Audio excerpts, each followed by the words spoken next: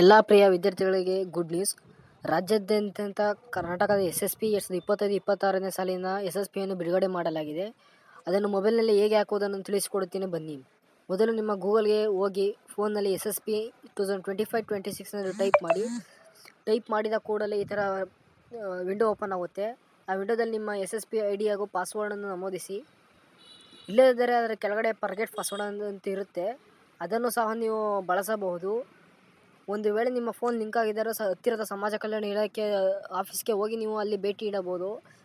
ನೀಡಿದ ನಂತರ ಎಲ್ಲ ಅಪ್ಲಿಕೇಶನನ್ನು apply form post matric scholarship ಅಂತ ಇರುತ್ತೆ, ಅಲ್ಲಿ ಹೋಗಿ ನಿಮ್ಮ ಎಲ್ಲ ವಿವರಗಳನ್ನು ಫಿಲ್ ಮಾಡಿದ ನಂತರ ಸಬ್ಮಿಟ್ ಮೇಲೆ ಕ್ಲಿಕ್ ಮಾಡಿ ನಿಮ್ಮ ಅಕ್ನಾಲೇಜ್ಮೆಂಟ್ ತಗೊಂಡು ಹೋಗಿ ನಿಮ್ಮ ಕಾಲೇಜಿನಲ್ಲಿ ಅದನ್ನು ನೀಡಬೇಕಾಗುತ್ತದೆ. ಆಗಿದ್ದಲ್ಲಿ ಮಾತ್ರ ನಿಮ್ಮ SSP ಬರುತ್ತದೆ, ಇಲ್ಲದಿದ್ದರೆ ಬರುವುದಿಲ್ಲ. ಇದನ್ನು ಖಂಡಿತವಾಗಿ ಯಾರೂ ಮರೆಯಬೇಡಿ. ಸೋಷಿಯಲ್ ಆಫೀಸ್ಗೆ ಹೋಗಿ ಬಯೋಮೆಟ್ರಿಕ್ ಮಾಡುವುದು ಕಡ್ಡಾಯ.